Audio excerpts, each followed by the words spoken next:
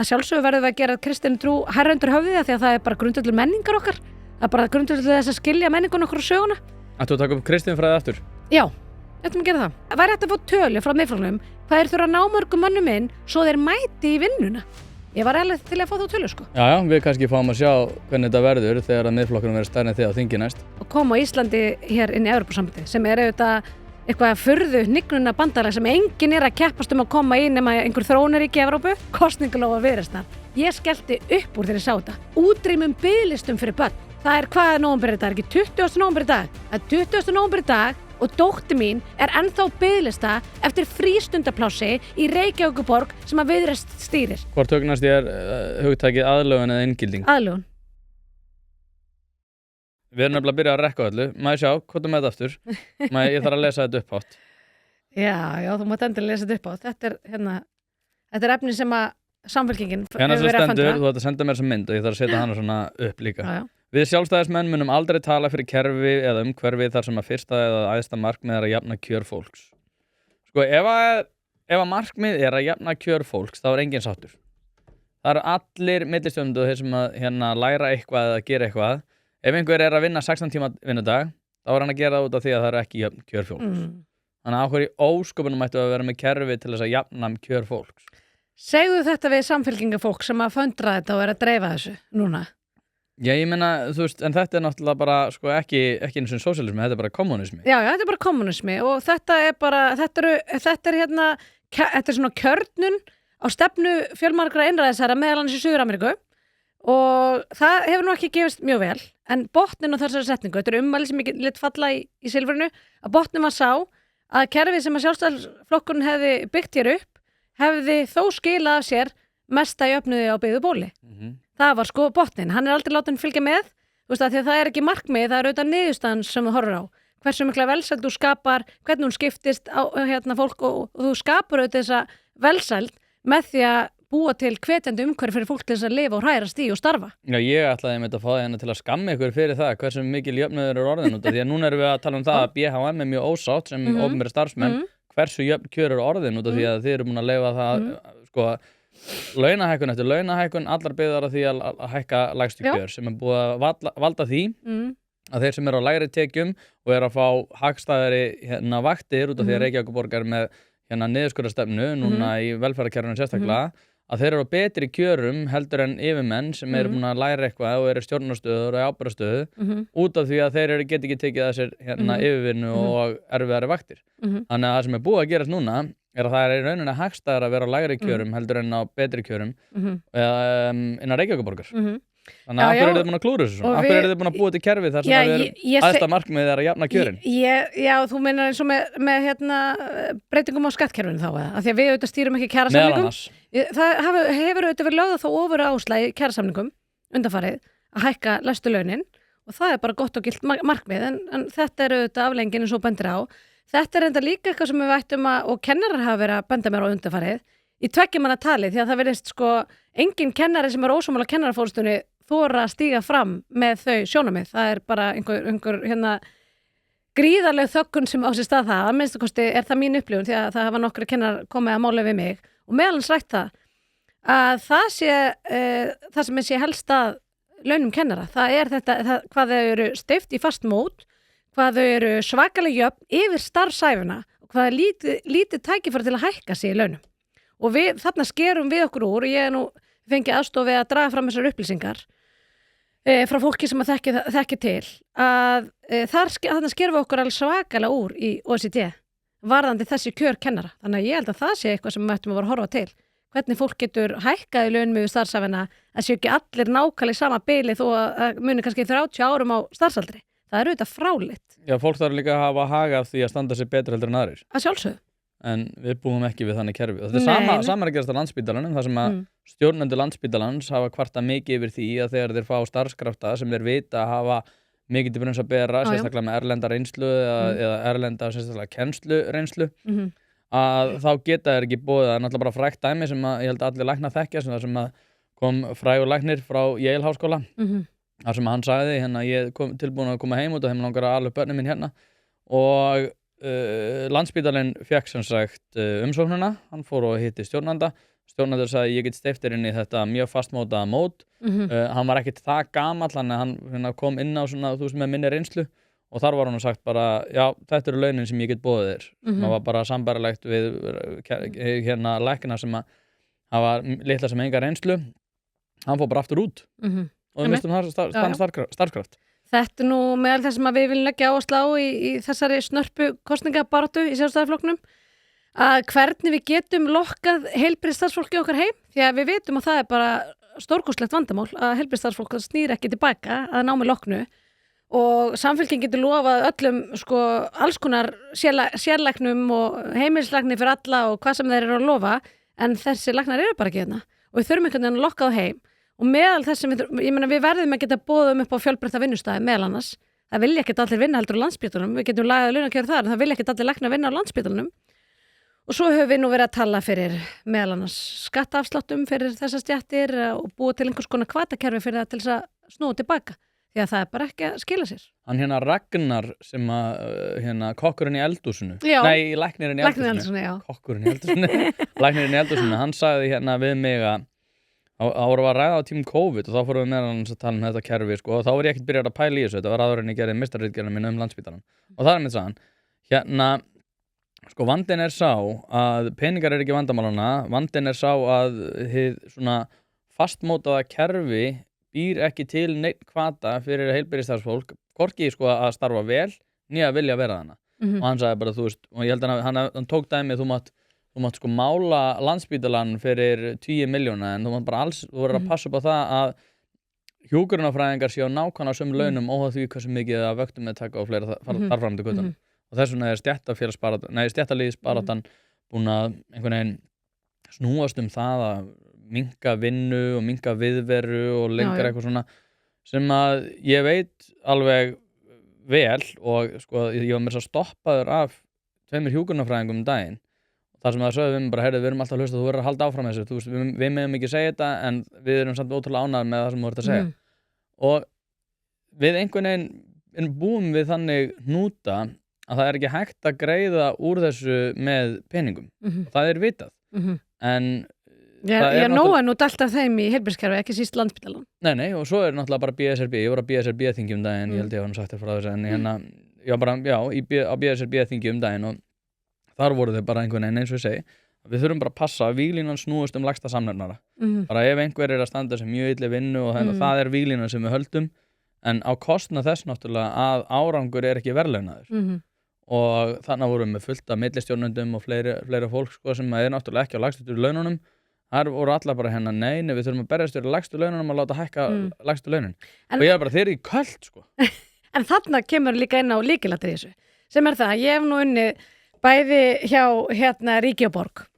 Það sem gerist það að þegar fólk síðan skarar fram úr sinni vinnu og þú vilt velja hvað gerur þá? Þú tekur það á gólfinu og gerir það millistjórnenda. Þess vegna ertu með svona mikið millistjórnendum, allt út að drukkni millistjórnendum, meðal á Landspítalanum og alls þar hjá opinbera, að því að fólk sem skara fram úr, ég bara mann eftir þessu bara til dæmis, ég var að vinna í Reykjavíkurborg, ég var að vinna í Fjölsmiðstöð, hvar innan hús, í húsinu mínu, í Breiðholti, ég var í Fjölsmiðstöð í Efra Breiðholti, þar var ég með 3 yfirmenn innan hús og fólk sem skara fram úr í Reykjavíkurborg, það til þess að hækka í launum, til þess að verðlauna fyrir velunum störf, bæði fyrir starfsaldur en líka bara fyrir hæfni. Þá tekur það af gólfinu og setur það í skrifstofvinnu, þú veist, í einhver Excel-vinnu og símtöl, Þú veist, og þetta auðvitað galið fyrirkomulag. En við erum að sjá þetta gerast á öllum þessum vinnustöðum. Við verðum auðvitað að breyta þessu. Hvernig breytum við þessu? Nú komum við í kosningagírinn. Síðast ég vissi þá mælist þú ekki einu sinni inni. Þetta er skandal. Já. Gott að þú segir það. Já. Nei, ég hef ítrekkað ekki mælst inni og en það er nú svona aðeins verið að fara upp hjá okkur Reykjavíkurkjördæmi norður. Ég veit ekki hvort það sé því að þakka að mótframbjóðandi minn í Miðflokknum Jakob Frímann, ég skal ekki segja. En það er eitthvað. Það er einhverja skýrar línur að teiknast upp þegar fólk fyrir að svona kannski líka velja á milli frambjóðanda. Ertu að segja að Jakob Frímann sé lélegur frambjóðandi? Nei, ég ætla bara að segja það að fólk sem að kalla sig hægri fólk ætlar að velja á milli 2 frambjóðandi Reykjavíkurkjördæmi norður og horfir síðan á númer 2 og það eru ég og það Jakob Frímann hjá Miðflokki, svo það Dagur B hjá Samfylkingu. Skýrari valkostir að teiknast upp eftir því sem að listarnir eru kynntir betur og fólk átt að segja því hvaða fólk er í framboði í hverju kjördæmi fyrir sig. Nefn að streki einhvern út. Já, við höfum ekki verið að hvetja þessi okkur á minnstu kosti. Ég vona að við fáum öll að fljóta með. En við erum líka með náttúrulega frábæra frambjóndur og í þriðja sæti okkur erum við Brynjar Níelsson sem að náttúrulega við verðum að reyna að tósa henn og þing. Það munaði mjög litlu síðast, vonandi að hefsta hjá okkur núna. En já, við höfum þetta verið að leggja áherslu á okkar mál í mínu kjördæmi og þar hefur verið mjög fyrirferðarmikið málefni Grafarvogs, þar sem að við efstu 2 frambjóðendurnir búum við Guðlaug Þór, af því að það er sótt að Grafarvogi núna úr öllum áttum af meirihlutanum í Reykjavík og það gleymist stundum hverjir þeir, þú veist, meirihlutin Reykjavík, fólk auðvitað augljóslega hugsa bara dag, þá hugsa bara Samfylkinguna og Kristrúnu, þetta bara þau þurfa einhvern veginn að svara fyrir þetta. Af því að Dagur sjálfur missir það út úr sér í viðtölum að hann hafi nú gert þennan og hinna borgarstjóra og þú veist, hann er þessi sem að heldur öllum strengjabrúðunum. Þetta veit maður að það er raunin. En hjálparhellun hafa verið, þú veist, ef við setjum Píratan til hliðar, þá hafa hjálparhellunar auðvitað verið Viðreisn, Framsókn.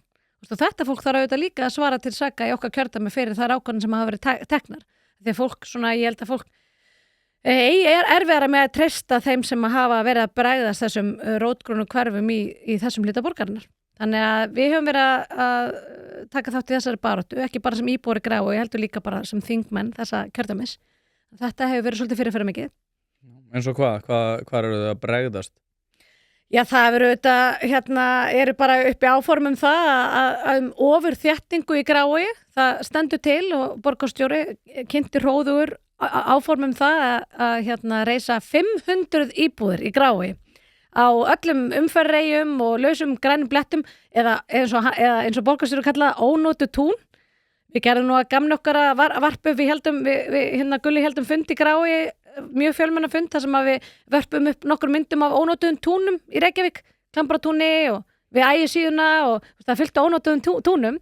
Þannig að þessi ágangur á grænu svæðin í svona rótgrónu gömlu fullbyggðu hverfin, svo það er kallað í skipulagi, hún kemur mjög illa við fólk þar og svo eru þetta þessi uppbygging í Gufunesinu, svo kalluð bíllaus-hverfi sem eru auðvitað ekki bíllaus, það er bílar liggja eins og ráðið út allt, öllum móum og það er engin strætóstopparstöð nálægt og svo er það uppbyggingin í Keldnalandi og koma fyrir 17.000 manna byggð á svæði sem jafnstórt á Húsakörfi sem er bara eitt af fjölmörgum hverfum innan Grafarvogs sem að telur 18-19.000 manns eitthvað svoleiðis.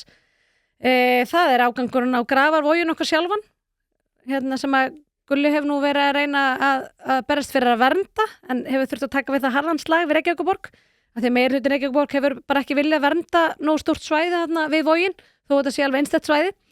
Þannig að það er sótt á okkur öllum áttum. Sundabrautin, við hefum ágjörað hvernig 25 ára gamlar áætlanir Sundabrautina samrýmast þessu hverfi sem hefur byggst þarna upp. Þannig að við erum að taka alls konar slægi sem íbúar og þingmenn þessa myndir fyrir þetta svæði. En þú veist, það er víðar, það er auðvitað sama auðvitað hefur verið upp í Laugardalnum meðalans, mikil óánægja meðalans skólamál þar, þeir þurfa sífellt verið að verja Laugardalinn fyrir ágangi, ótrúlegt. Þetta er eitthvað sem við sjáum hvergi annars staðar í heiminum að sé verið í löndum sem við berum okkur saman við, þar að sé verið að ganga á græn svæði.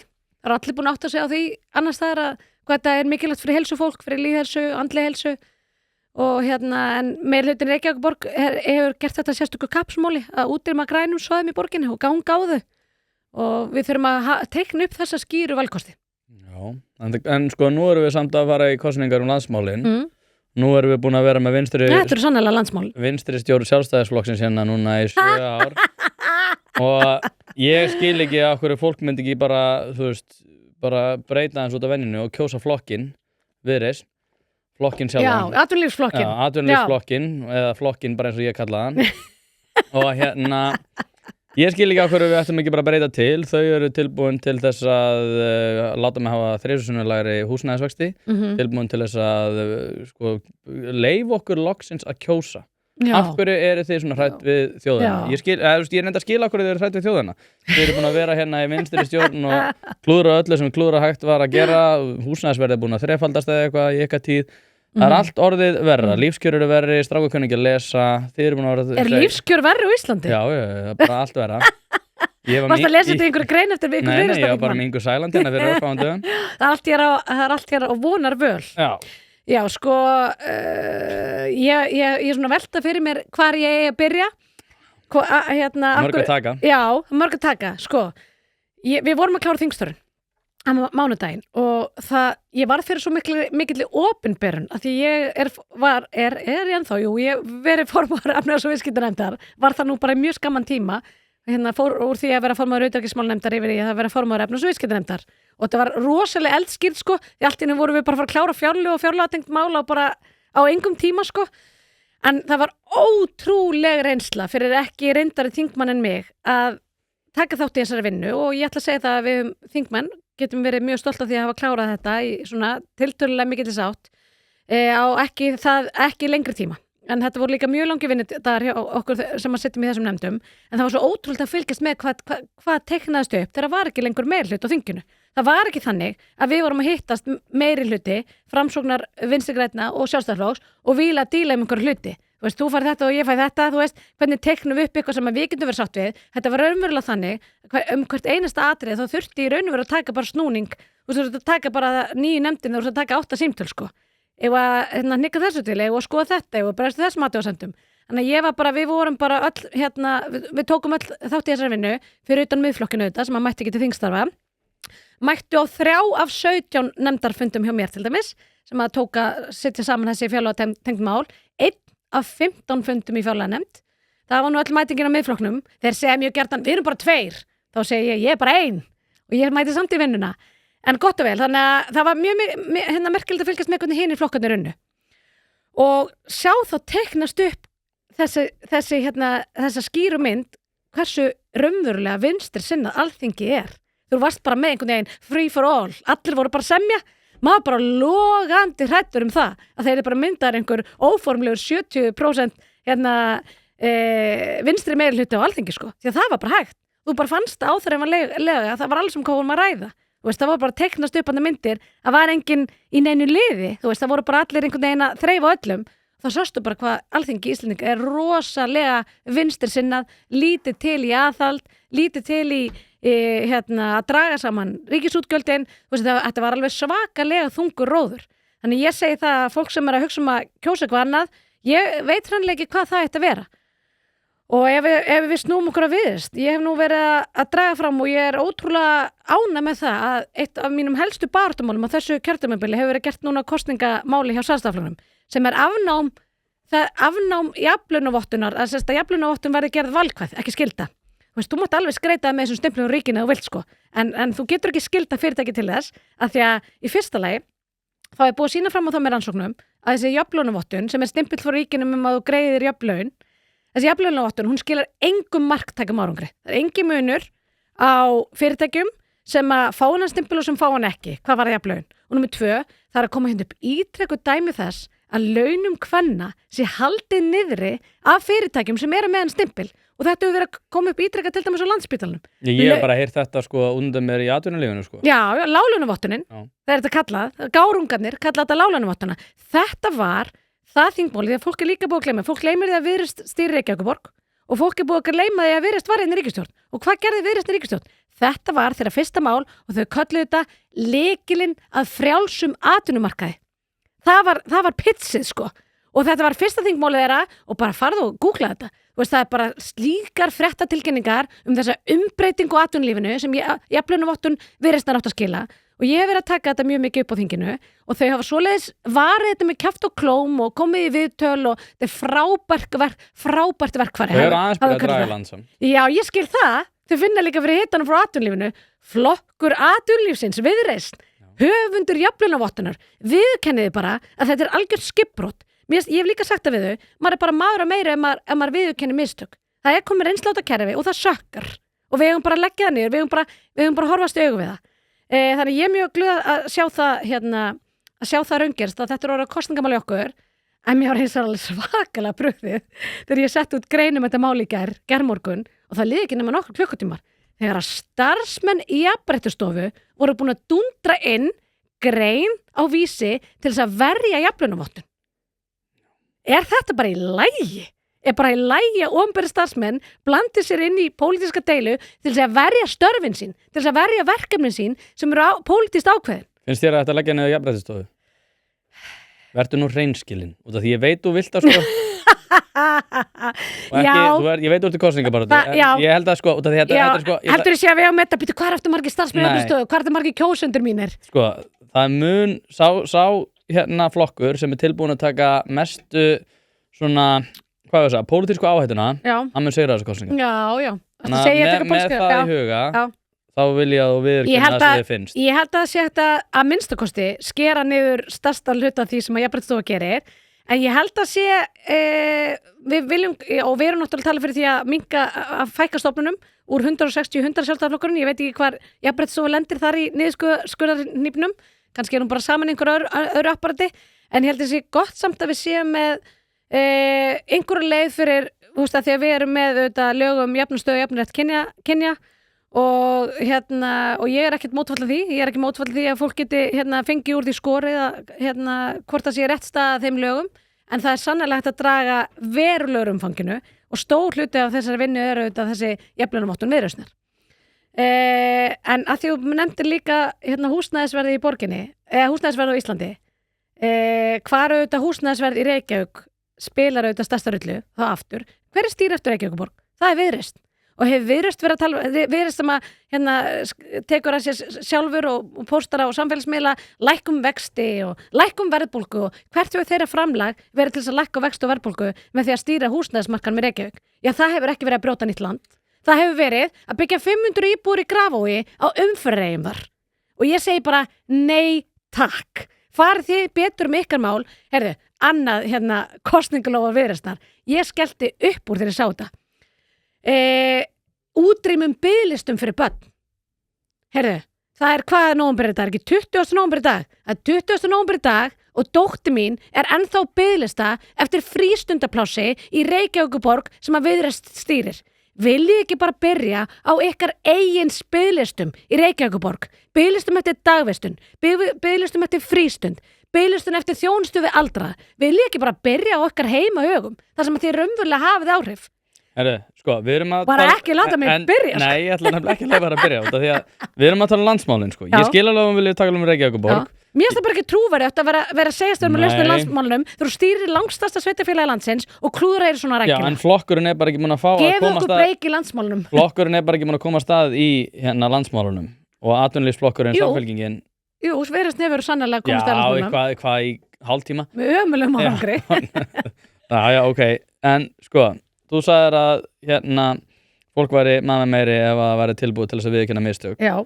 Hver eru stærstu mistök sem sjálfstæðisflokkurinn hefur komið að þessu kjörtímabili varðar sérstaklega bara efnahagsstjórnina? Og það eru mörg að taka. Já, mér finnst efnahagsstjórnin ekki verið gott dæmi. Ég ætla að segja það að efnahagsstjórnin hefur verið svona það illskársta. Mistökin voru kannski þau að því að fólk hefur aðeins verið að skamma mig. Nú er ég mikið í símanum þessa dagana og fólk er að skamma okkur fyrir það að hafa verið ólengi þessar vinstristjórn. En ég man alveg hvernig andrúmslofti var þegar ég byrjaði 2021.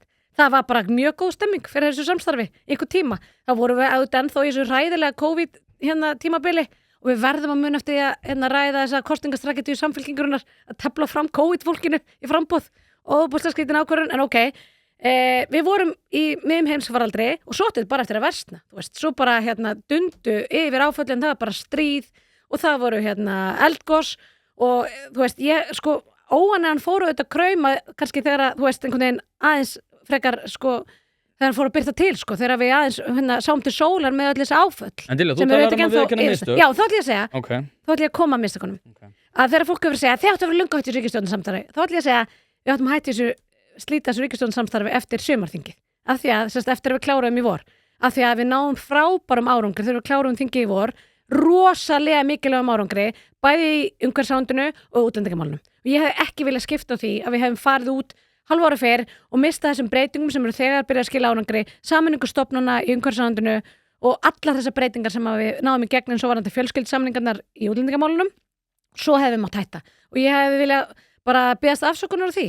Bara fyrirgefið okkur fyrir að hafa ekki hætt þessu þá og þegar þetta var orðið gallsúrt. Við náðum þó þessum árangri í sumar og við eigum bara viðurkenna það. Já, ég sagði náttúrulega Svandís myndi koma til með að sprengja ríkisstjórnina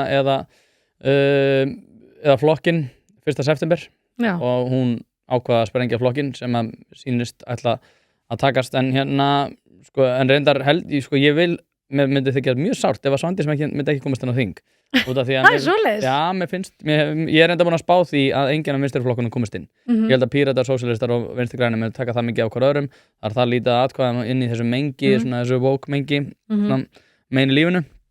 En ég vona að Svandís komist inn út af því að ég hef mjög gaman að henni. En þessu fólki er hún líka bara, kemur stundum óvart að segja fólki það, en hún er svo ógeðslega skemmtileg, sko. Já, ég veit það, þú ert þriðji viðmælandinn sem segir þetta núna í þessari kosninga. Hún er ekki eina nei. sem að sagði það. Erum við ekki að tala hana allt og mikið upp? Jú, kannski. Jú, en tölum atvinnulífsflokkin. Sko, þau eru tilbúin til þess að... Nei, Samfylkinguna. Skattfylkinguna. Skattfylkinguna. Já, þau eru með HF-gatið og fjármagnstekjuskattin. Það er mikið að reyða innamönnum núna út í Samfylkinguna. Já, það er reyndar rétt, sko. Ég sagði reyndar við Kristrúnu að Eddi Pípari sem hún var að skáka fram var ekki ánægð með HF-gatið, hún sagði að samt sem aðra svo væri út af því að þetta myndi ekki koma til með að hafa áhrif á hann. Nei, það er alltaf einhver annar sem þetta, sko, þetta er út af einhverjum öðrum skatta aðgerðum, sko. En sko, ef þú ert bara hreinskilin við sjálfa þig, þá horfir í kristalkúluna, finnst þér ekki að þið þurfið að rétta úr ykkar trúverðuleika og láta alvöru hagfræðinga stjórn landsins eins og Kristrúnu til þess að þið bara finnið ykkur aðeins sjálf. Það er svolítið, sko, þið eru augljóslega í kulnun. Þið eru alveg, þið náðu ekkert að halda á spöðunum út af því að þið eru svo rosalega vinstri sinnu búin að verða meðvirka í þessu ríkisstjórnarsambandi. Þannig að sko, þið veit ekki hvort það séu páskar eða jól. Þannig er ekki bara best að láta Þorgerði og Kristrúnu hafa svona, þetta til þess að þið einfaldlega finnið sjálf ykkur. Þetta er alveg skelfileg framtíðarsýn, sko, því ég er nú búin að vera, þó ég sé ung, Tóti, alveg kornungu þetta, þá er ég ekkert búin að gleyma því hvað tók okkur ógeðslega langan tíma að reynsa til eftir síðustu, ég ætla að segja hreinræktu vinstristjórn. Það var nú bara algjörlega ærið verkefni og ég óttast það auðvitað mjög að hér taki við völdum eins og þetta hefur verið að teknast upp í skoðanakönnunum sem að maður svona kannski setur samt smá spurningamerki við að hér komist til valda flokkar sem að hafa það æðsta markmið stóru myndinni og langtíma markmið að koma á Íslandi hér inn í Evrópusambandið sem er auðvitað eitthvað furðu hnignuna bandalag sem enginn er að keppast að koma í nema einhver þróunaríki í Evrópu. Þannig að það finnst mér auðvitað alveg ótrúlega svört framtíðarsýn. Og að því þú ert að tala að koma að alvöru hagfræðingum, þú veist, hafa nú verið stundum gaman að fylgjast með... Þið eru öll hagfræðingar, þið skiljið ekki hagfræðina. Já, segðu það við Óla Björn Kárason.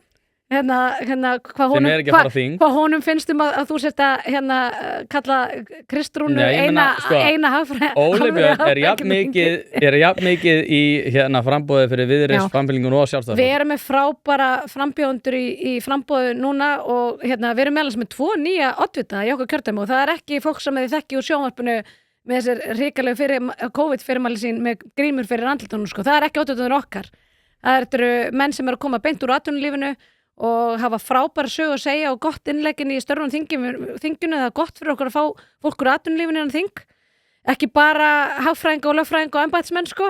Það er bara, það er, ég held nákvæmlega við þurfum raddur atvinnulífsins meira en þing og þannig að ég er mjög stolt af því að við séum að kynna svona breiðan hóp til leiks núna. Þú voru að segja hverju þetta eru? Já, það er Ólafur Adolfsson í norðvesturkjördæmi og Jens Garðar í norðausturkjördæmi. Og og við finnum fyrir því að þeir hafa mjög breiðan stuðning í sínum kjördæmum og blásum þá ferskir vindar og ekki síst að þeir koma úr engagernum. En að því úr að gagnrýna hagstjórnun okkar þá ertu nú samt ekki búin að minnast á það einu orði hvað okkur var rósa duglega í morgun þegar að næsta vaxtalækkun var kynnt og það hvernig haldið hefði verið taumina í ríkisfjármálunum. Því að það eru auðvitað fyrir þær sakir að við héldum þannig á spöðunum og þannig ríkisfjármálin að við notum góðu árin, góðærið, notum við til þess að greiða niður skuldir, að við vorum velstödd þegar öll þessu ósköp dunda okkur, sem voru ekkert bara á Íslandi, voru náttúrulega allan heim. Það var COVID og það var stríð og svo bættist á Íslandi við jarðhræringar og eldgos að fyrir þær sakir gátum við staðið á okkur þannig straum og núna erum við aftur byrjuð að lækka niður skuldir og minnka hallan og snúa við kurfunni. En fólk líka rosalega fljótt að gleyma og ég hef nú hvatt í þess. Ég veit að það ekkert margir að því, en flettið upp þingræðum Viðreisnar þegar við vorum bara fyrir örfá mánuðum síðan langar með að segja að takast á COVID aðgerðir á þinginu eða samfylkingar. Var þetta fólk að tala eða bara miðflokks? Var þetta fólk að berjast fyrir því að við værum bara að halda fastar budduna og við erum að horfa í hverja krónu? Nei. Meiri ríkisútgjöld. Það var aldrei nóg að gert. Það var alveg sama hvað var gert. Það var bara að vera að kalla eftir meiri ríkisútgjöldum. Og við vorum á bremsunni og við fengum ekki mikla þakki fyrir það. Það er ógeðslega erfitt að gera ekki allt fyrir alla. Sérstaklega í svona ömurlegum aðstæðum. Auðvitað, þú veist, maður bara manneskja sko. Það bara taujumanni ef mann langar bara til þess að auðvitað vera útdeila peningum. En þú veist, við höfum þurft að standa þannig í lappirnar og verið ein í því hlutverki og síðan þegar að byrjar að réttast úr kútnum, þá var allt bara ömurlegt. Við fórum allt og geist og allt og mikið fram úr okkur og skrúum allt og sent fyrir kranan og, þú veist, og þá bara búið að gleyma því hvað við stóðum vel þegar allt þetta dundi yfir. Hverjum það að þakka?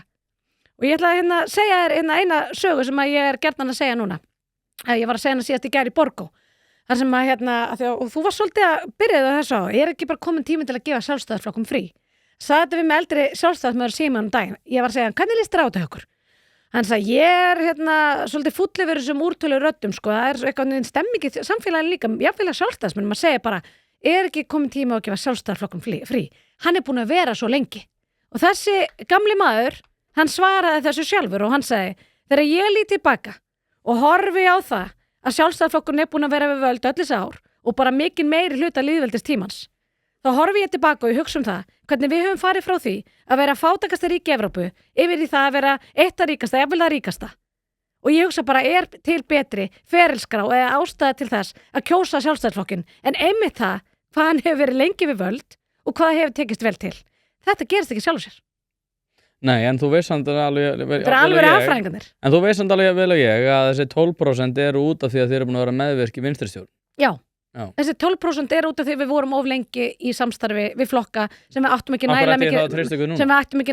nægilega mikið sameild með. En af hverju ætti ég að treysta ykkur núna? Ég meina þessi, þú veist, þið eru búin að vera einhvern veginn, þú veist, þið bara gerðu þetta aftur og sagði, já, bara fólk vildi þetta. Fólk vildi þetta ekkert. Það var bara Framsókn sem var með eitthvað slagur sem var rosa vinsælt, VG fjalli fylgi, þið fjalluði fylgi og þið segi, já, nei, fólki var bara að biðja að fá þessa ríkisstjórn aftur. Það kjaft. Já, það kjósa okkur út af tveimur hlutum. Annars vegar út af þessari, eða þú veist, mörgum hlutum, nefnum tvenn. Þá kjósa okkur út af þessari ferilskrá, því hvernig okkur hefur tekist að halda hér taumana, hvernig okkur hefur tekist hér að skapa hér eitt ríkasta og mesta velmöguna samfélag í heimi, örugasta, friðsælasta, mesta jafnrétti samfélag. Það er alveg sama hvar okkur ber niður á í samanburði önnur lönd. Við stöndum þar mjög framalega og þess vegna fólk að kjósa sjálfstæðisflokkinn að þegar við höfum verið burðaraflið að saman hvort þú lítur tilbaka 10 ár eða alveg frá stofnun lýðveldisins þá hefur sjálfstæðisflokkurinn verið burðarafl og við höfum tekið þátt í að skapa þetta og síðan átt að kjósa okkur því að við erum eini raunverulega valkosturinn til að koma í veg fyrir það sem að stendur annars til boða og skýrast að dæmið það og þú veist myndin sem auðvitað teiknast upp í þessum skoðanakönnum, það auðvitað Reykjavíkurmódelið. Það auðvitað bara sterk samfylking eða sterk Viðreisn sem systurflokkur samfylkingarinnar og stendur fyrir eiginlega bara mjög svipaða hluti. Það þessir flokkar sem að tala fyrir því að færa okkur aftur í fordóld með því að sækjum í hnignunarbandalag Evrópusambandsins. Þú veist, það valkostirnir. Þannig að ég myndi segja, ég legg þetta bara í dóm kjósandi. Ég veit alveg að sjálfstæðismenn eru fúlir til okkur. Ég hef líka verið ógeðslega fúl, sko. Ég hef nú fyrir stundu verið kölluð stjórnarandstæðingur á þingi. Að ég hef verið stjórnarandsstöð við minn eigin flokk. Þannig að ég tengi alveg við þessa tilfinningur og ég ætla að segja það að við erum að beðast afsökunar því að ég hef ekki hætt strax eftir að við náum þessum árangri í lok þingsins í sumar, í júní. En við náðum þó frábærum árangri á mörgum sviðum. Orkumálun eru fólki ofalega í huga, það er nú oft kallað atvinnumálin þegar fólki spurt, þá vill yfir 90% Íslendinga vill virka meiri græna orku. Hverjir hafa verið að umbreyta þeim málum undanfarnum árum, meðal annars í sumar? Það er Sjálfstæðisflokkurinn. Það er útlendingamálin. Það er mikið talað þau, það auðvitað missa þetta kjördæmi, það er til dæmis mjög mikið talað þau í Suðurkjördæmi. Hverjir hafa verið að ná núna frábæri viðspyrnu og árangri í útlendingamálum? Það er Sjálfstæðisflokkurinn. Hver eru valkostirnir á móti? Fólk hefur ágjör af vöxtum og verðbólgu og húsnæðismálum. Og hver aðalsökudólkurinn í þessum efnum? Það auðvitað Reykjavíkurborg. Og hver stýra því? það þessi flokkar sem að fara með heiminskautum í skoðanakönnum og ætlar fólk virkilega að segja að það sé ekki búið að gefa þessu fólki nægan sjans til þess að sína það hverju þeirra sína fram á stefnu sín í efnahagsmálum, hvernig þeir myndu halda utan ríkisfjármálin. Hvernig var Reykjavíkurborg í stakk búin þegar þessi áföll öll dundi á okkur? Þegar þurfti að fara að seilast ofan í vasana á borginni. Hvernig var Reykjavíkurborg í stakk búin? Illa. Hún var stór skuldug. Skuldir Reykjavíkurborgar hafa aukist svo gríðarlega og svo hratt á undanförnum árum undir styrkri stjórn samfélkingar með aðstoð Viðreisnar. Og á að treysta þessu fólki til þess að taka taumana í ríkisfjármálum. Ég segi takk fyrir pent, nei. Já, en núna sko, þú getur alveg sagt þetta, en ég meina þetta bara ekki fólk sem ég treysti. Jens Garðar að fara að tala það að setja fiskeldi í allar kvíar og öllum firðum landsins. Óli Dolla örugglega bara að fara að koma okkur undir Big Pharma út að hann apótekari.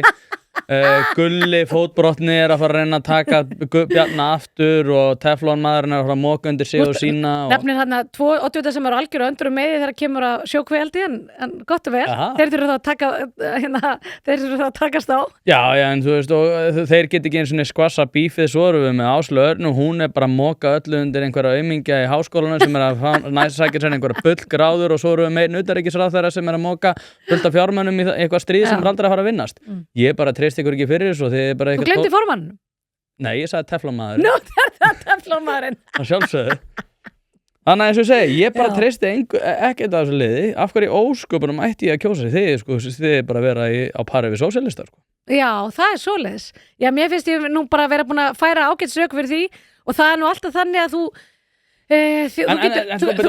getur ekki fellt yfir alla frambjóðendur en þú ert ekki að fara að fá mig til þess að hvetja fólk til útstrekana. Mér finnst alltaf verið að reyna að egna fyrir mig gildru. Ég er líka að djóka sko. Ég veit það. Ég er bara að reyna að stríða öllum mótvitunum. En sko málið það að við þurfum líka að horfa til þess að þú veist, ég meina, Samfylkingin fullt af loforðum það hvað þetta getur verið frábært með plan, Viðreisnin bara rosa gott plan það hvernig þau ætla að gera allt án þess að fara í ESB eða taka á krónunum Ég hef bara ekki heyrt samt mikið af þessu planið. Nei, ég veit, nei. Mér finnst bara alltaf verið eitthvað að dansa og halda partí og gefa 5, þau eru mikið að vídjum þar sem þau eru svona að gefa 5 og það er mikið stemming. Já, þau eru svolítið svona Steve Buscemi að setja eitthvað svona What's up fellow kids á TikTok.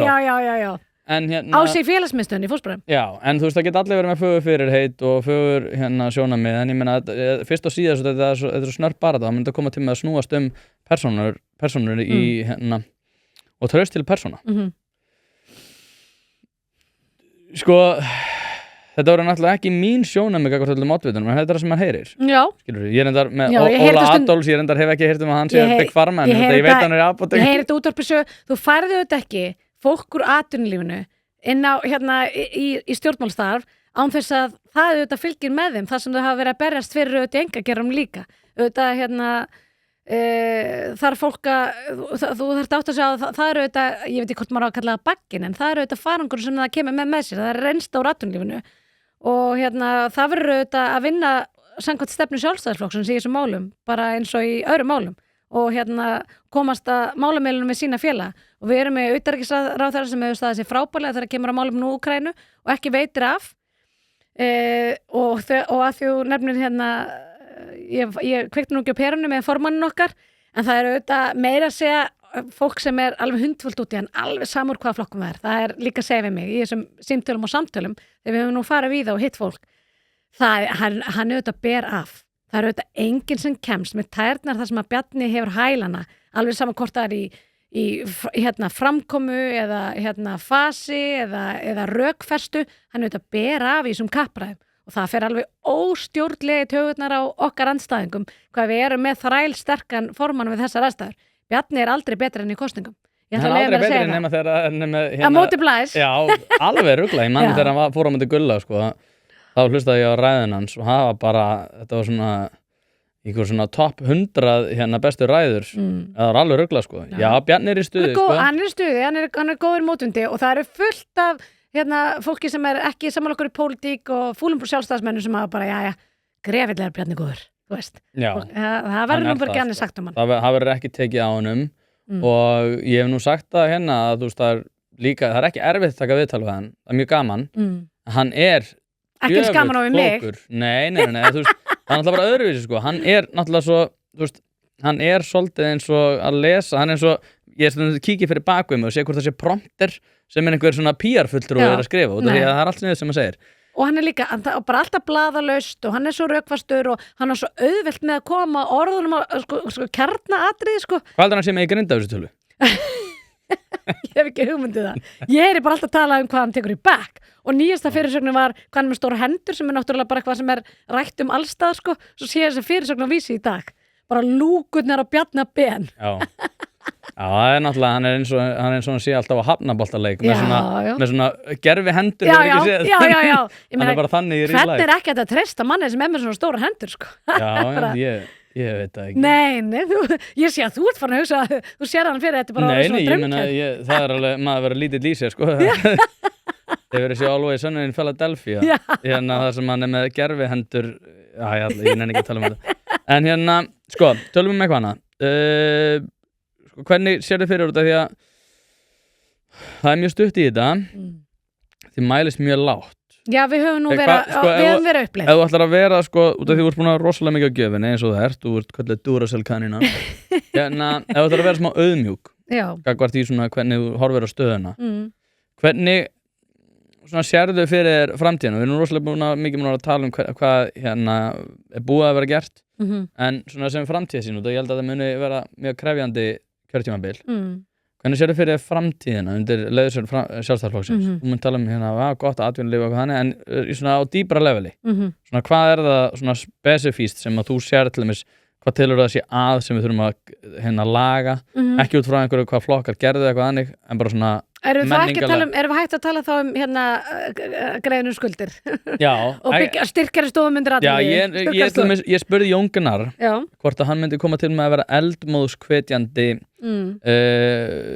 forseti. Og hann tók hann hans aftur eldmóðskvetjandi, það rosalegt hugtak. Og mér finnst það að vera gott hugtak. Og mér finnst það skorta. Við erum einhvern veginn alltaf með alltaf hornum okkar, við vælum mikið yfir okkar tilvist. En það er líka út af því að það hafa það svo margir svo gott. Já, eins og hefur þessi mýmið og ekki að allir hafa það. I should ég ætti að taka upp kvíðakastið mitt og setja það á internetið. Hljómar svo brandari. En þetta í alvörinu talað. Já. Þetta skrítið.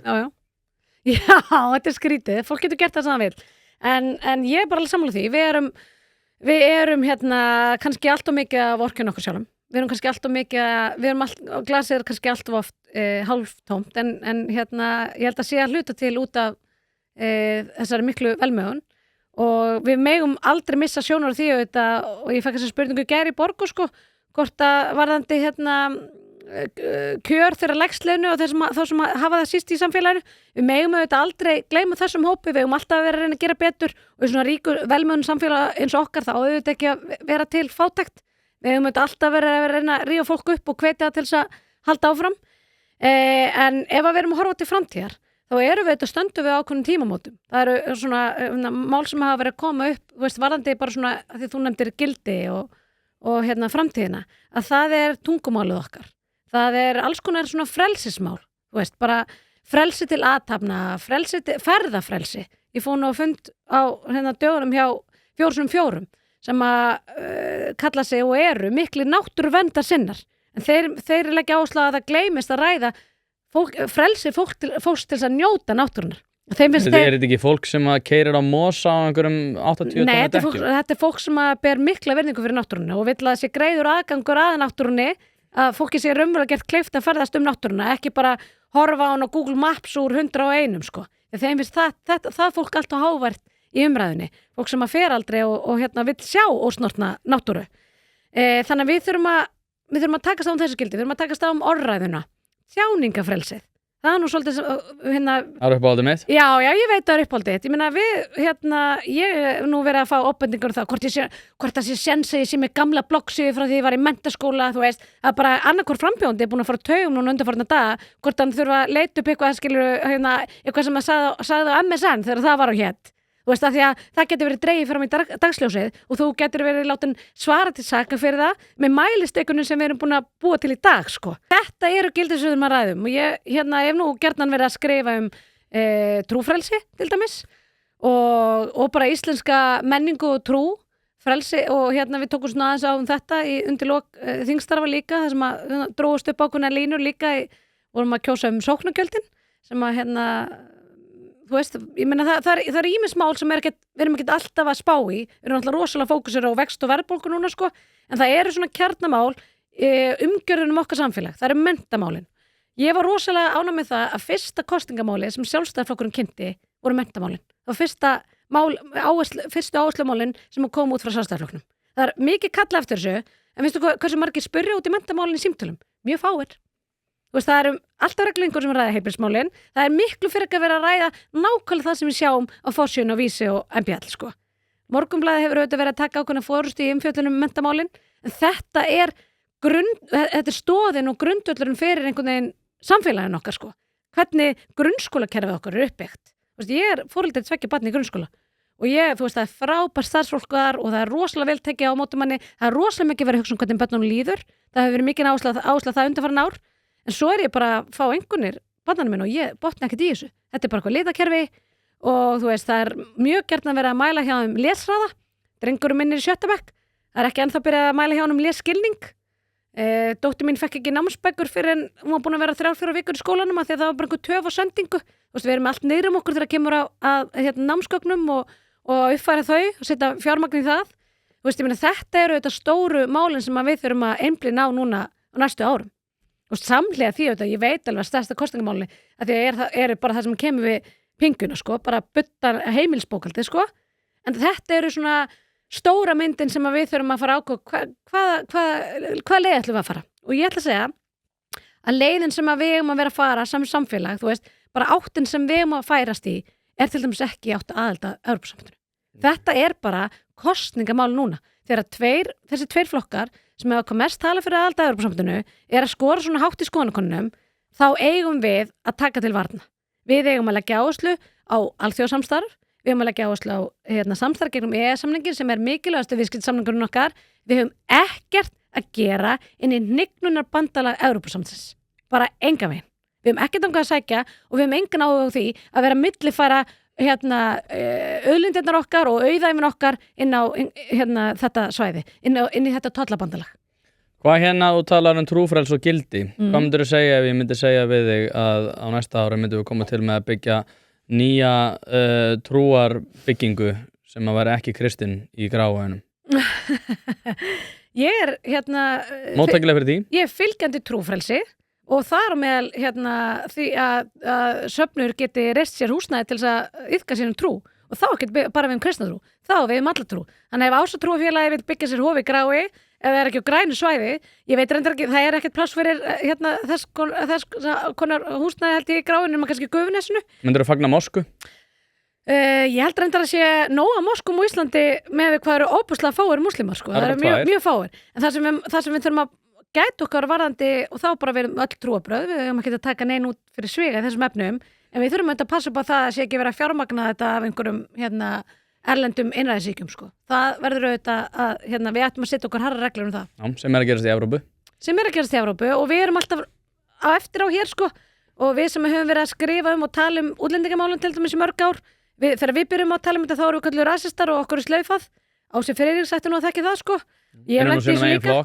Já, nei, ég segi það nú kannski ekki, en já, jú, já, ok, hann er vel lent líka í átökum sín meginflokki, en ég hef lent í þessu sömuleiðis, aðalega ekki inn í minn meginflokki, heldur utanakomandi, að það er fólk sem er ennþá að skrifa allt sem ég skrifa, ég blóði óttuna hvað er rasisti, alltaf rasisti, skrifa undir hjá mér, að því ég skrifa gjarnan útlendingamál, þannig að ég get ekki verið samkvæmt sjálf mér og tala fyrir trúfrelsi en síðan verið að hafna einhvern mákun trúarbrögðum, en þau þetta iðkun þeirra á að fara fram á okkar forsendum og mikill meiri hluti Íslendinga er kristinna trúar og ekki bara Íslendinga heldur þeirra sem hér búa langstærstu meiri hluti innflytjenda er líka kristinna trúar og við eigum að vera óhrædd við það að verja hér frelsi til iðkunar trúarbragða, ekki síst kristinna trúar, af því að það eru trúarbragða sem hafa verið ofsótt og hafa verið einhvern veginn látin mæta afgangi meðal annars af hálfu meiri hlutans í Reykjavíkurborg.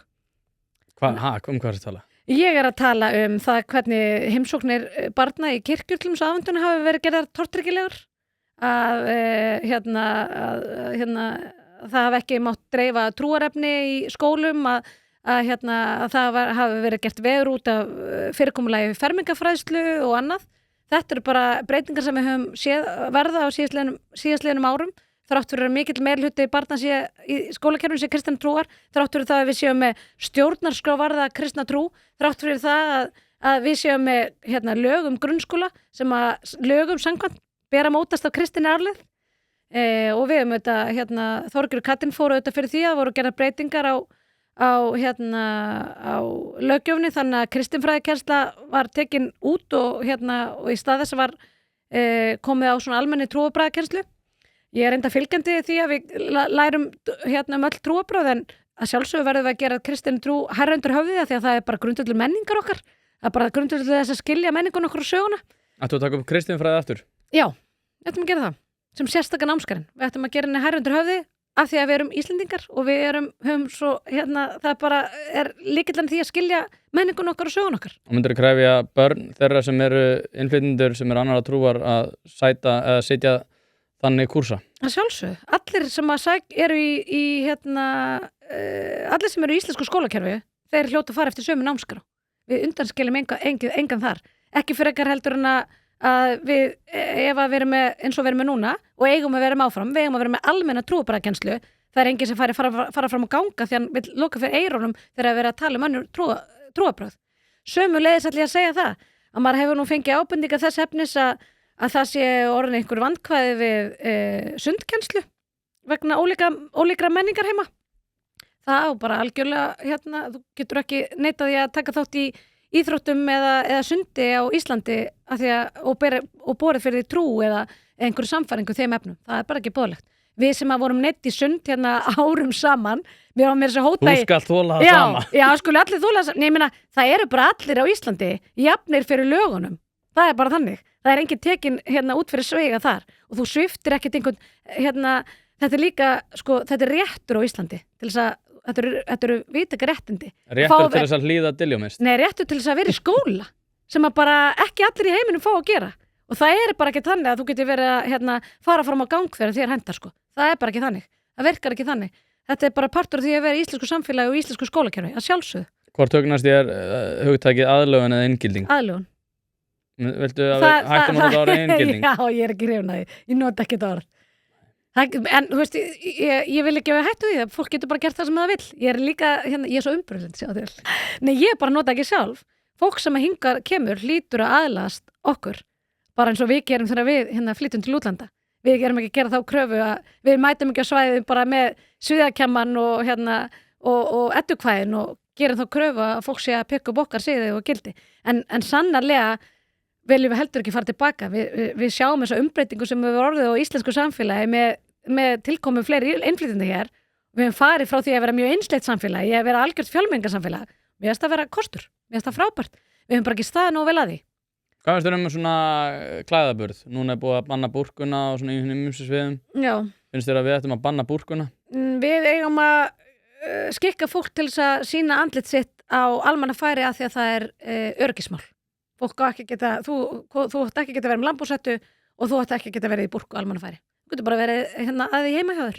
Þannig að þú ætlar að fara í leikskólan og banna litlu krökkun og vera með lambhúshettu. Svo er ég reyndar þú sér alltaf í andliti. Þú ert aldrei með fyrir augunum og búrka er systemið það sem ert með fyrir augunum og öllu Niqab, hijab Já, það er ekki búrka. Jú, niqab er það sem þú sér bara augun. En búrkan er það sem þú ert með Niqab er fyrir munnin, hijabið er yfir hausinn og svo heitir, man ekki hvað búrkan er það sem þú ert með eins og í Afganistan. Niqab er satt hluti af búrkunni. Já. Það er það sem fyrir munnin. Þú ert greinlega meiri sérfræðingur í þessu en ég. Já, ég hef lesið Kóraninn, þetta er þrisvar. En þegar, ég hef nú ekki gert duglegra en það að ég hef blaðið í honum. En búrkan fyrir mér er þetta system þar sem þú sér ekki einu sinni augun. Þú veist, það er bara svona net fyrir augunum. Þetta er náttúrulega algjör hryllingur. Og ég er ekki hrifin að þessu fyrirkomulagi yfir höfuð. Mér finnst þetta að vera algjör táknmynd kúgunar gegn konum. Ég er þeirra skoðunar. Það hefur verið frekar áhugavert að fólk sem að tala mest fyrir kvenfrelsi er svona móttækilegast fyrir því bara þetta sé einhvers konar frelsismál að fá að vera svona. Já, þetta er fólk eins og Halla Gunnarsdóttir sem að finnst leggur það jafnu að konur sé í Vesturlöndum sé í gestrengum og og að talibanar skikki afganska konur til að vera í búrku og tala ekki almannafæri. Þetta bara svona mismunandi stig af kúgun, sko. Við áttum okkur bara ekki á því hér.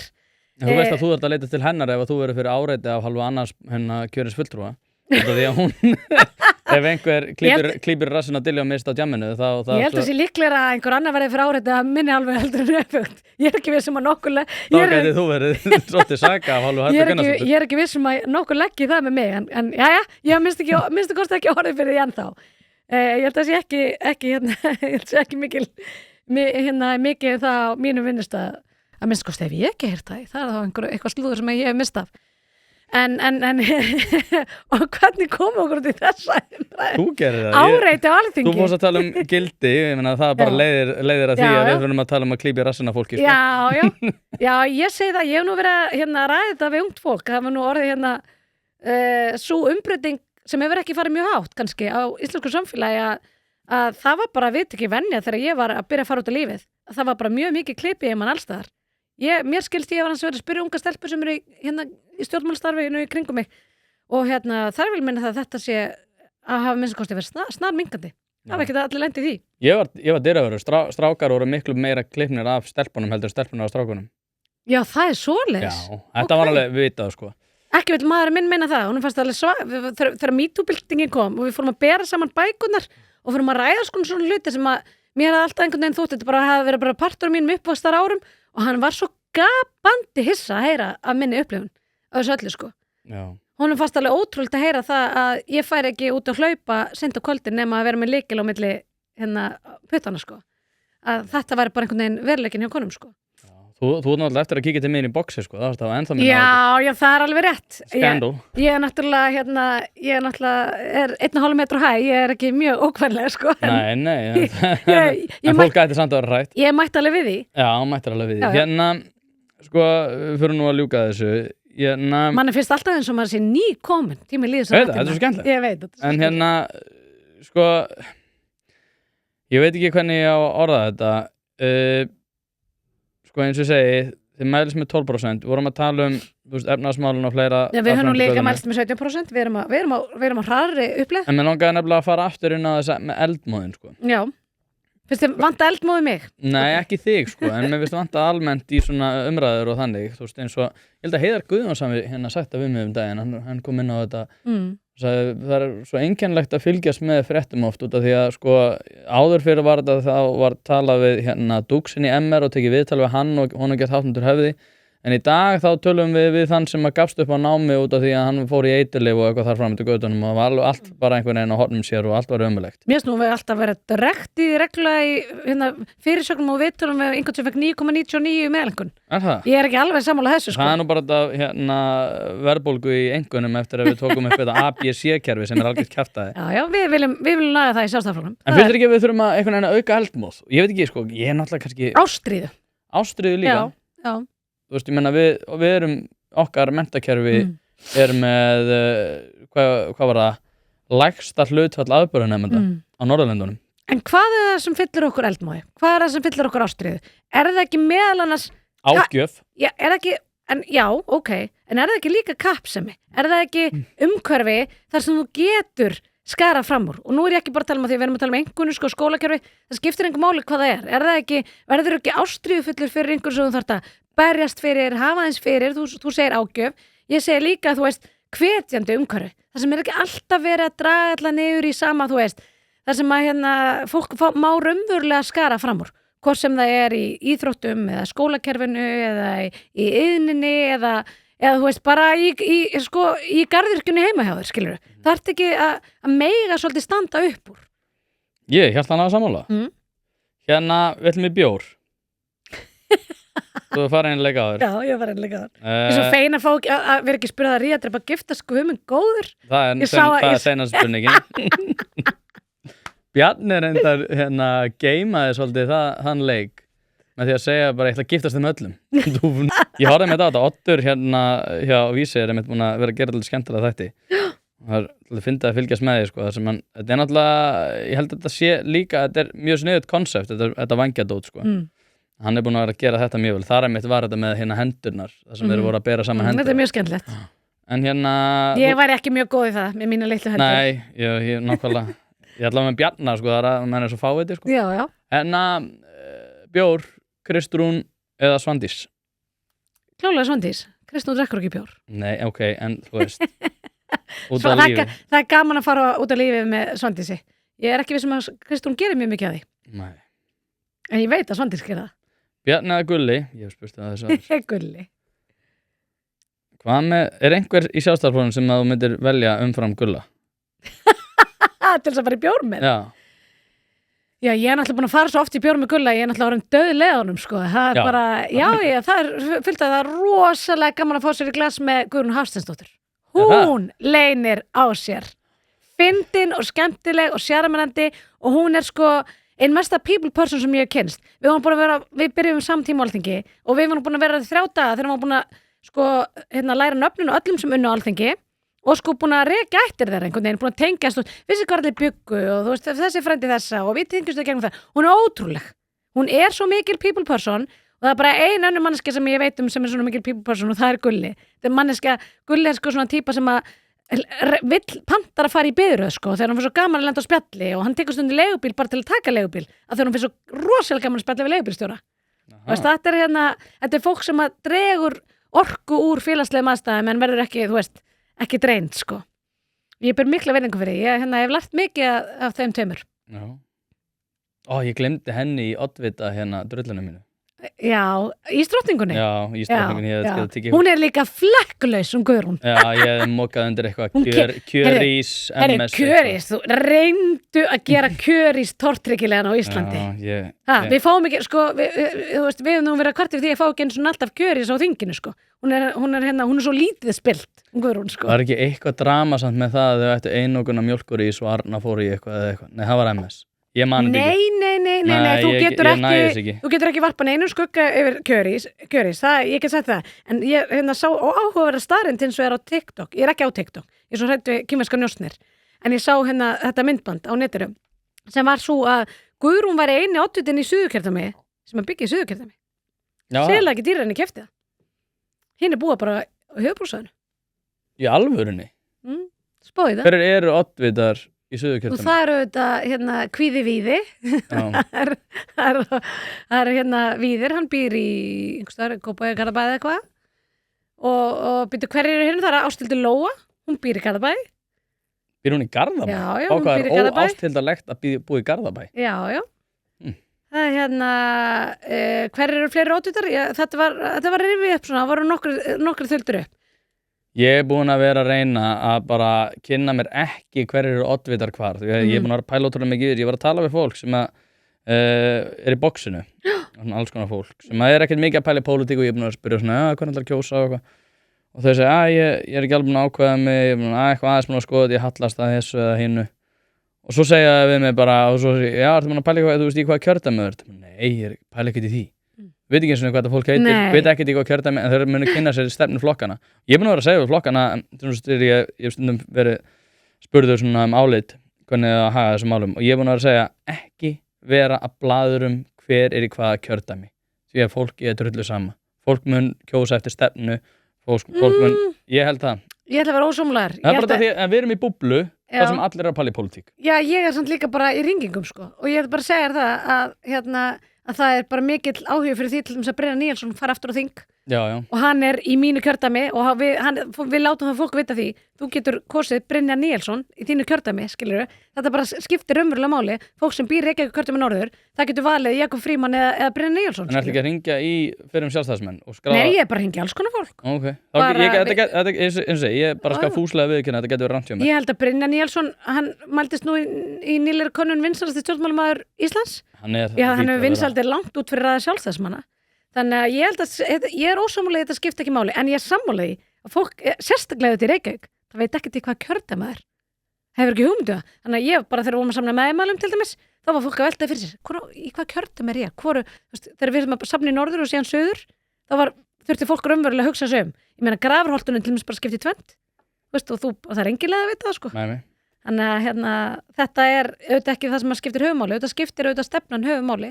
Brynjar Níels eða Guðrún Hafsteins? Í bjór? Já. Þetta er rosa erfitt. Ég ætla að segja Brynja núna því hann hérna í mínu kjördæmi og við erum svolítið að fá okkur bjór saman. Okay. Þessa dagana. Þorgerður eða Jón Gunnarsson? Bjór? Þetta líka mjög erfitt. 2 góður og gegnir sjálfstæðismenn sem þú nefnir þarna. Ég held að ég myndi segja jafnvel Þorgerður. Jón drekkur aldrei neitt annað en dreifum hann alltaf einhverju bölvu að vill bara dræ vodka, láta mann smakka einhvern hinn og þennan vodka, maður lendir bara í vandræðum að fara með Jóni Gunnarsinni í bjór. Já, alls konar vandræðum líka og getur verið tekinu upp á Mossad. Það er enginn sem óttast það meira að ég verið tekinu upp en vinkonum mínar. Bara frá því ég byrjaði að vinna við pólitík, þeim finnst ég svo mikið alltaf með túlan út á öxl, að hafa skoðanir, ég er svo fljóta, ég get verið svo fljótfær og hvatvís að segja hugminn, en ég er líka alveg til að bakka með það, skilur. En ég er rosa fljóta ofta að tjá mig og þær eru stundum bara til aðeins að draga úr. Þú veist ekki hvað tala hátt. Það er endar, og ég á eftir að segja það, mjög gaman að edita þig og því að stundum þarf ég að þú veist þegar fólk byrjar eitthvað. Þá er það mjög pirrandi út af því þarf það aðeins að ampa svona einhvern pínulítinn bút, en með þig þá er þetta bara, ég get nánast tekið það bara reyna fælu og hent út. Já, ég var náttúrulega svolítið að lendi því að því ég var nú lögmaður, vann við lögmennsko og ég fór í vinna við pólitík og ég var reglulega að lendi því að dómarar voru að beða mig um að tala lægra í dómsölum. Bara, við erum bara 3 inni, getur aðeins, kannski. Það er mjög fyndið. Gunnar Smári eða Þórhildur Sunna?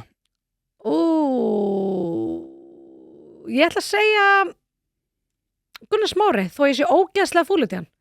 Nú? Já, bara að því að hann gefur svo út fyrir það að vera svo mikið allra, ég býð öllum að koma í samstöðun til mín í Rauðaherbergi og Þú hefur farið? Já, ég hef farið, en ég er hægt að fara til hans. Að því að hann skrifaði mig á netinu, ég var í fíbl og hann hefur ekki beðið mig afsökunar á því og hann getur nú samt gert það, en þá tek ég ekki þátt ég að koma til hans. Ef hann þarf að vera á þessu plani. Erum við ekki ég hef aldrei fengið sögu fyrir hvert einasta nafn sem við hefum tekið, en þetta er skemmtilegt. Erum við ekki á viðkvæm á netinu? Ég meina þegar ég er alltaf að sjá okkur mig á netinu, einhverja trulli mig og einhver. Ég líka, en ég teka aldrei nærri mig. Ég ringi mjög gjarnan í þetta fólk. Ég ringdi 3 sindur í gær. Ringdur í Gunnar Smára? Nei, ekki, bara fólk sem ég bara sendi honum skilabóð. Og hvað sendur þú? Bara, ég sendi honum skjáskot, bara varst að kalla mig fíbl. Hvað sagði hann? Bara aldrei tala við mig aftur. Nei, ég sagði bara, ég hef ekki engan áhuga að koma í þáttindi, nú tala svona fólk, setur það á háan hest, þú veist, bara fer úr því að vera útrásarvíkingur í því að vera, kommunistaleitaði, flott hjá honum, sko, en rólegur að vera, auglýsa sig sem einhvern mannfólksinn sem að gefur öllum plattform og síðan bara að kalla fólk fíbla þegar það er ósammála honum í skoðunum, sko, bara nei takk. Ég bara þarf aðeins að velja hvernig ég vera mínum tíma, þó ég sé stúraselkannina, þá hef ég bara 24 tími sólarhringum eins og allir. Ég bara að gera Gunnar Smára greiða með því að leyfa honum að rífast um mig fyrir sína áhengendur, sko. Þeir eru ekki að hlusta á mínir, eru ekki að hlusta á Rauðaherbergi, sko. Þannig að ég þarf ekki að láta kalla mig fíbl og vera síðan eða frítímanum mínum hjá Gunnar Smára. Nei, það er bara ekki þannig. Illa vegið, hann rósaði mig fyrir velunum störf í gær, þannig að ég er bara pínu sátur. Hann getur verið smeðilegur þegar hann vill, sko, en hann er örgulega kallaði fíbleikstóra á internetinu. Já, ég ætla bara rétt að vona það. Snorri Másson eða Inga Sæland? Snorri, ég segi. Já, það eru reynda bæði stórskemmtileg. Hefur þetta ekki bjóð með Snorra? Nei. Hann er hófstiltur drykkjumaður. Nei, heyrðu, ég ætla að segja Snorra, ég hef tekið bjóra með Ingu Sæland, það er mjög skemmtilegt, en ég Snorra því á það eftir. Já. Þarna bjargaði mér fyrir hot. Já, ég veit ég var búin að henda henni inn, en Sigmundur Davíð eða Kristrún? Sigmundur. Ég ætla að leiða við Kristrún, ég greinlega ekkert stjórna saman þar. Nei, en ég er alveg til, ég meina hún er náttúrulega grænmetisæti sem drekkur ekki, sko, þannig að, veist, ég er svona, maður þarf að vanda sig, ég myndi fara í rektinni frekar með Kristrúnu, við höfum farið í saman rektina. Ef þú ætlar að spyrja mig, hvort myndir þú fara í rektinni með Sigmundi eða Kristrúnu? Kristrúnu. Það er mjög skemmtilegt að vera að æfa með henni. Það ætti ekki að draga Sigmund í ræktina, hann var eitthvað kvart yfir holdafarni og Sindra. Ég hef reynt á ferðalögum og það hefur ekki skilað góðum árangri. Ekki? Nei, en hann er alveg til í göngutúra, milli bara. Já, milli bara, já. Ég ætla að vera að tala um drikkin bara. Nei, en til að lafa á milli pöppa. Jóhann Páll eða Lenja Rún? Bæði fínir vinir mínir. Ætla sé ekki bara Jóhann Páll, ég drukki oftar með Lenju. Jakob Frímann eða Birgir Þórarins? Birgir Þórarins. Það var aðeins auðvelt. Já. En Jakob Frímann eða Tomma Búllunni? Tom er náttúrulega alveg gallharður amaður og þannig að það er Jakob Frímann, sko. Já, og barinn. En í hamburgara Tommu þetta. Já. Ég heyrði sögu á honum daginn að ég man ekki hvort það var hjá þér eða einhverjum öðrum, hann hefði skellt sér á búlluna og pantað sér einn vel hráan hamborgara. Nei, ég hef ekki boðið Tomma á búllunni. Mér fannst hann sýna kjósendum og almenningi og alþingi svo mikla vanvirðingu þegar hann sofnaði fyrst. Þetta er eina starfið að svo getur sofnað í vinnunni fyrsta daginn og haldið vinnunni. Það er alþingi Íslendinga. Okay. Það er stórundarlegt. Hann er náttúrulega eldri maður. Já, mér finnst þetta bara, þá átti ekki að vera í þessu starfi. Þá átti að bara að sofna á þingi. Nei, var hann ekki bara hvíla augun? Heyrir meðvirknina í mér. Ég fyrir ekki til að ræða mætingu miðflokksins sko í þingi. Já, þú svona eitthvað voðalega mikið. En ég meina, Það bara fyrir svo óstjórnlegi töðnar mér að sitja undir ræðum frá fólki sem mætir ekki eins og í þingstörfum þegar það er verið að komast að einhverjum málamiljónum og diskutera mál. Þú veist, þannig komumst við að málamiljónum, sko. Við gerum það og í fyrsta skipti, actually, það var ekki meirihluti. Þannig að það var raunveruleg málamiljón í öllum málum. Heyrðu, miðflokkurinn mætir ekki. Nei, en þeir kannski mæta bara mæta ekki út að þeir ekki að mæta. Þið gátu ekki drullast til að mæta. Heyrðu, Diljá, þið gátu ekki drullast til að mæta þegar þið samþykktu ólögleg búvörulög. Þannig að ákveður þú að kvartuðu miðflokknum? Þú ert að vísa til fjárveru einhver ráðherra. Ég held að hafi bara verið svona jafnt yfir eins og gjarnan sko á miðum þingveitri. Þá er svona einhver forföll hjá hinum og þessum. Hvíla augun einhvers staðar. En heyrðu, þessar 2 vikur sem við vorum að klára, þegar við vorum að klára þingstörfin, að það voru bara 2 nefndir sem voru almennilega starfandi í þinginu sem voru sko að funda svona massíft sko. Og það eru 2 í þingflokknum, bara skiptið ykkur og sikkur á þingnefndina og svo mæti atkvæðagreiðslur. Mæti ekki eins og atkvæðagreiðslur. Kus ekki. Kjósendur miðflokksins geta ekki séð hvernig miðflokkurinn kýsir í málum að þeir mæti ekki nefn í minnihluta atkvæðagreiðsla. Þú ert bara ekkert stikkfrí. Hvað skilaboð eru það til kjósenda að segja, við erum bara fáir. Ok, væri hægt að fá tölu frá miðflokknum, hvað þurfa að ná mörgum mönnum inn svo þeir mæti í vinnuna. Ég var alveg til að fá þá tölu sko. Já, við kannski fáum að sjá hvernig þetta verður þegar að miðflokkurinn verður stærri en þið á þingi næst. Ég á bágt með að trúa því að það verði og ég var ekki til að gefa eyða atkvæðan mínu með þessum hætti. Ekki fyrir ekki heldur en reyndar ég myndi kjósa Framsókn, ég vonum að þeir myndu vera breytingin í borginu eða best að kjósa Framsókn skilur því að just in case að þeir gera einhverja glóriur í fyrsta skipti á þinginu sko. Þannig ég er bara þannig. Ég vil bara vera mínu atkvæði þannig sem ég veit að það skiptir máli sko. Ekki til að taka sjensin á einhverjum. Nei. Við sjáum hvort að einhver muni veiti eitthvað sjens. Ég vona það. Já, við þurfum að sjá til. Fólk veit það allavega, Tóti, ef það kýs mig að ég mæti í vinnuna. Þú mætir í vinnuna. Takk aðeinslega fyrir að koma. Þangað til næst og gangið vel. Takk, sömuleiðis.